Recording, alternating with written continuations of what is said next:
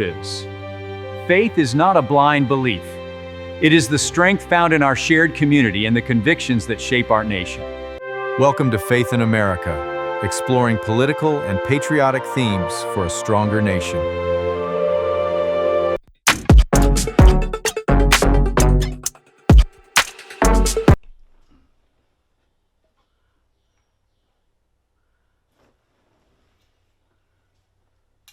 Today's topic, Guardians Abroad, the U.S. military presence in Europe through a biblical lens.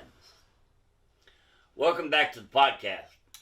Today we're exploring a topic that sits at the intersection of global security, politics, and faith. The United States military presence in Europe.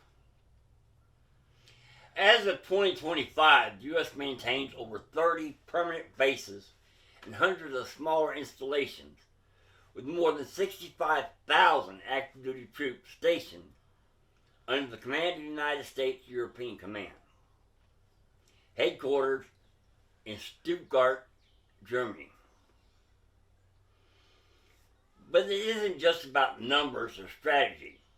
Today we're asking a deeper question. What does Scripture say about power, protection, and the role of nations in maintaining peace?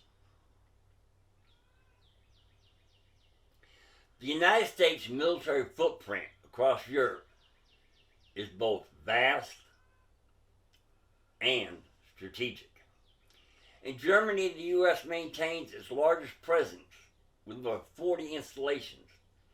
Key sites include Ramstein Air Base, a central hub for air operations, and the U.S. Army Europe headquarters.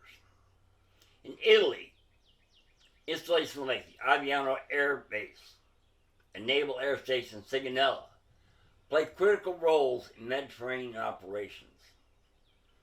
Over in the United Kingdom, air power is anchored at RAF Lakenheath and RAF Mildenhall. Additional strategic sites, including Naval Station Rota, Greece, and Turkey. These bases support NATO, strengthening deterrence, ensuring rapid response capabilities across the region. Why does this matter to us today? The importance of this presence has grown significantly since the 2022 Russian invasion of Ukraine. In response, the U.S. and its NATO allies increased troop rotations and reinforced Eastern European defenses. This includes NATO's enhanced forward presence. Multinational battle groups positioned in frontline states to deter aggression. At its core, this military network exists for three primary reasons: deterrence, preventing conflict before it begins; defense, protecting allied nations; stability, maintaining order in a historically volatile region. Now let's take a biblical perspective on power and protection. The Bible doesn't speak directly about modern military alliances, but it speaks clearly about authority, justice, and peace. In Romans 13:4, we read that governing authority are God's servants, agents of wrath to bring punishment on the wrongdoer. This suggests that nations have a legitimate role in restraining evil. The presence of military forces can be seen as part of that responsibility to protect the innocent and uphold justice. The Scripture also gives us a warning. Psalm 27 says, "Some trust in chariots and some in horses, but we trust in the name of the Lord our God." In today's terms, we might say some trust in tanks, aircraft, and nuclear deterrence. But ultimately, the security does not come from military strength. There is a tension between strength and humility. The U.S. maintains not only conventional forces in Europe, but also tactical nuclear weapons in several countries.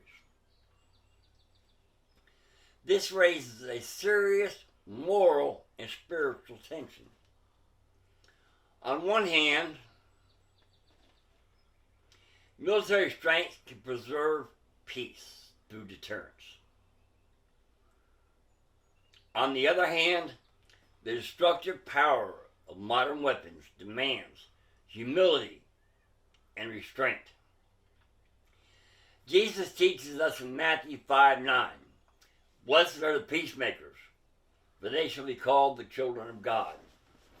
So the question becomes, are these forces being used to promote peace or simply to project power? The answer matters, not just politically, but spiritually. There is a call to discernment and prayer. As believers, we're not called to blindly support or oppose military power. We are called to pray for our leaders.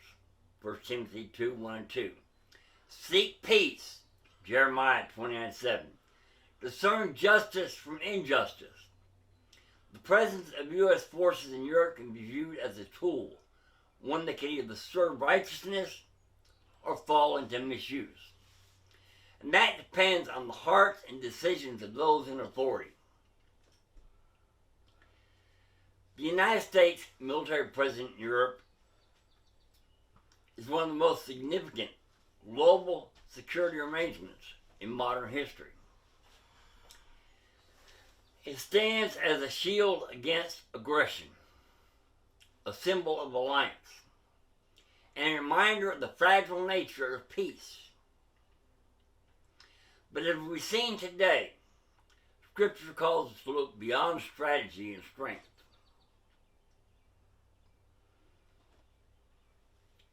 True security is not found in bases, alliances, or weapons, but in God. As the U.S. ponders getting out of NATO, we have a lot to think about. If you enjoyed today's episode, share it with someone who's interested in faith, global affairs, and the deep questions behind the headlines. Until next time, stay informed, stay grounded, and seek the truth.